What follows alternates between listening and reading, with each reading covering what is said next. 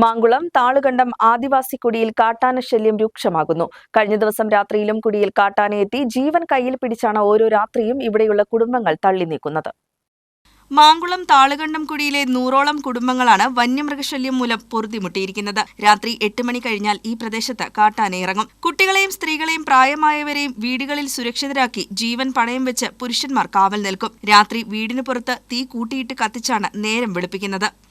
ഇവിടെ ആന വരുന്നത് കൊണ്ട് ദിവസം രാത്രി 8 മണി കഴിഞ്ഞാൽ ആന വരുന്നത് കൊണ്ട് ഇവിടുത്തെ കുട്ടികളും അമ്മമാരും സഹോദരിമാരും വീട്ടിനകത്ത് കിടന്നുറങ്ങിക്കൊണ്ട് വെളിയിൽ അവരുടെ ഭർത്താവും വലിയ ആളുകളും വന്ന് തീയിട്ടാണ് ഇവിടെ ഇരിക്കുന്നത്, കാവലിലാക്കുന്നത്.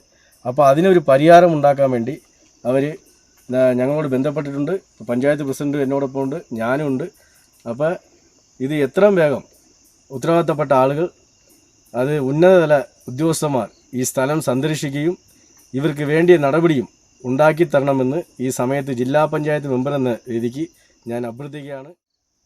പല ഡിപ്പാർട്ട്മെൻറ്റിന് ഞങ്ങൾ വിവരം തരികയും നാളിരുതമായിട്ട് ഇതിന് യാതൊരു നടപടിയും ഇതുവരെ കണ്ടെത്തിയിട്ടില്ല. ബഹുമാനപ്പെട്ട മുഖ്യമന്ത്രിക്ക് കൊടുത്തിരുന്നു. കമ്മീഷൻ കോടതി ഉത്തരവ് വരെ ഇതിന് 3.5 കിലോ ചുറ്റളവിന് ട്രെഞ്ച് കോരുന്ന നടപടിയൊക്കെ അവർ സ്വീകരിച്ചതാണ്. പക്ഷേ താഴെക്കടകത്തിൽ നിന്നും സംക്ഷിപ്തമായി ഞങ്ങൾക്ക് ഇതുവരെ ഒരു നടപടിയും സ്വീകരിച്ചിട്ടില്ല. ഞങ്ങൾ അനുഭവിക്കുന്ന ദുഃഖങ്ങളും ദുരിതങ്ങളും, ഞങ്ങളുടെ ഈ കുഞ്ഞുങ്ങളെ ഈ വനത്തിൻ്റെ സൈഡുകൾ കിടന്ന് അനുഭവിക്കുന്ന വേദന, വലിയൊരു കഷ്ടനഷ്ടങ്ങളാണ് ഞങ്ങൾക്ക് സംഭവിച്ചുകൊണ്ടിരിക്കുന്നത്. ഇതിന് എന്തേലും ഒരു സഹായം ട്രെഞ്ച് കോരി തരുന്നതിന് വേണ്ടിയിട്ട് അദ്ദേഹം ഞങ്ങളെ സഹായിക്കണം. വന്യമൃഗശല്യം രൂക്ഷമായതോടെ നിവാസികൾ മാസ് പെറ്റീഷൻ തയ്യാറാക്കിയിരിക്കുകയാണ്. സംഭവത്തിൽ മുഖ്യമന്ത്രിക്കടക്കം പരാതി നൽകിയിട്ടുണ്ടെന്നും ഇവർ പറഞ്ഞു. ഉത്തരവാദിത്തപ്പെട്ടവർ എത്രയും വേഗം പരിഹാരം കാണണമെന്നാണ് നിവാസികളുടെ ആവശ്യം. News bureau, Munnar.